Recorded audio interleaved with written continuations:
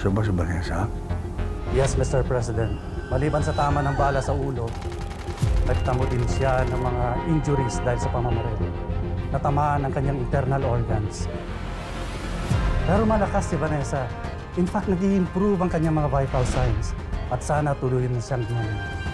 Ito na po yung order mo. Sige, follow up ko na lang yung iba, ha? Isang normal pares. Tapos sa inyo po, 2 pa. Kasi tapos, pagod na yung katawang lupa ko. Bes, hindi ko na kaya. Diyos ko, Hayaan hindi ako mo. magkanda-ugaga. Blessing yun ni Lord. Hayaan mo, kukuha tayo ng 1 taon para may katulong tayo. Lord, kailangan ko pahinga.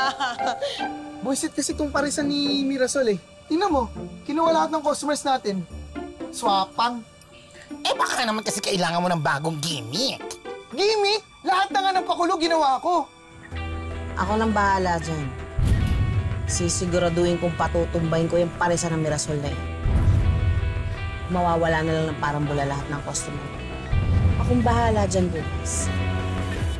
Ikaw lang ang magliligtas sa akin sa lugar na to.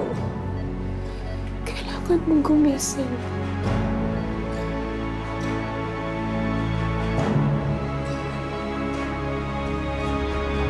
Diyos ko, bigyan niyo po ng maraming lakas na ni Alma. Give epinephrine now!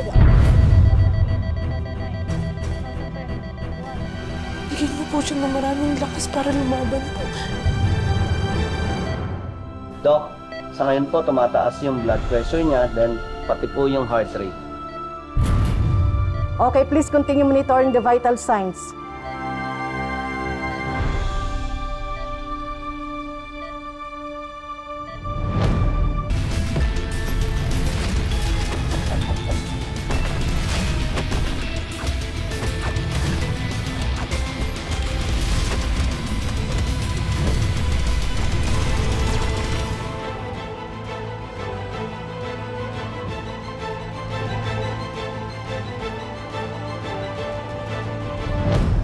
Pretty, mabuti pa magpahinga ka muna. Hindi ka pa kumakain eh. Gising na ba si nanay? Ako hanggat hindi pa nagigising si nanay, hanggat hindi pa dumidilat yung 2 niyang mata. Hindi ko siya iiwan. Baka kung ano na naman mangyari sa kanya.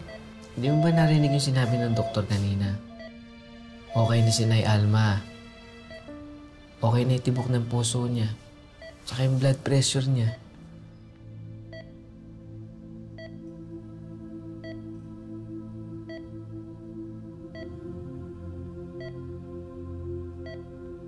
Eh, bakit hindi pa rin siya nagigising? Basta sisiguraduhin ko muna na okay siya bago ko siya iiwanan.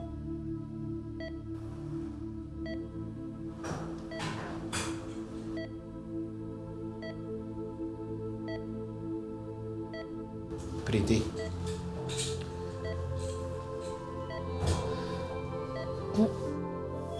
Buti dumating na kayo.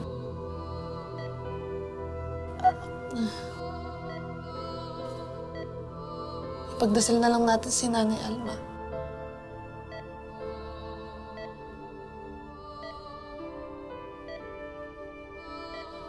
Lord,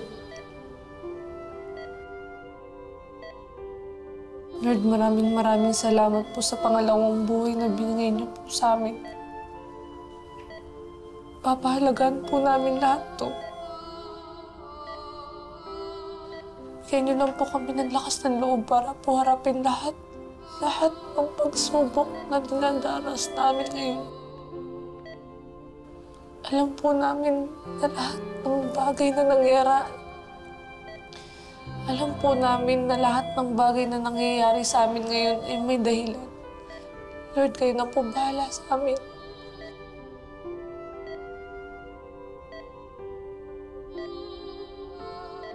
Bigyan niyo rin po sana ng katahimikan yung mga namayapa naming kaibigan at pamilya.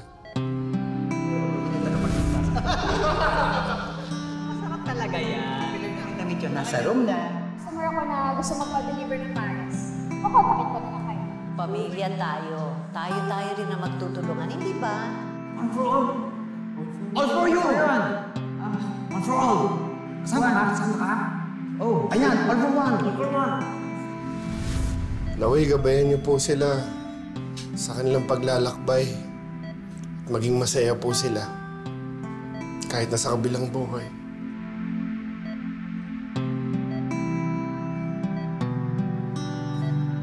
Lord, sana po gumaling na po si Ate Ben at saka si Nay Alma. Sana po mag-isang na po sila. Lord, hindi ko po kaya na pati po sila mawala po. Please po, Lord. Please po, pakinggan niyo po yung dasal ko. Pagalingin niyo po sila.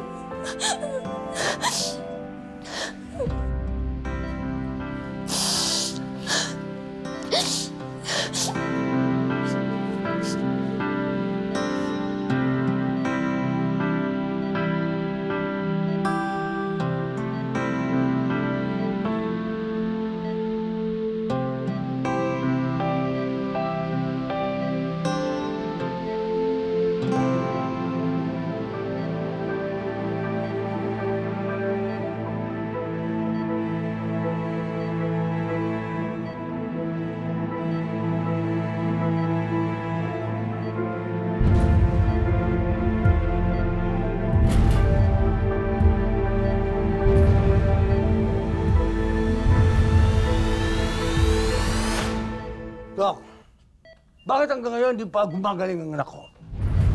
Hanggang ngayon kumatos pa rin siya. Magagaling ba kayong mga doktor dito?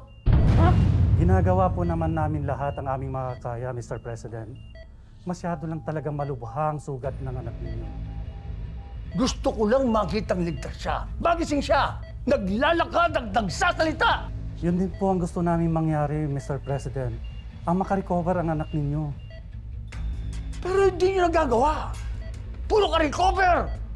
Kaya lilipat ko na lang anak ko sa magandang ospital na may magandang gamit at espesyalistang tumitingin sa kanya. Kung yun po ang desisyon nyo, Mr. President, wala na kaming magagawa.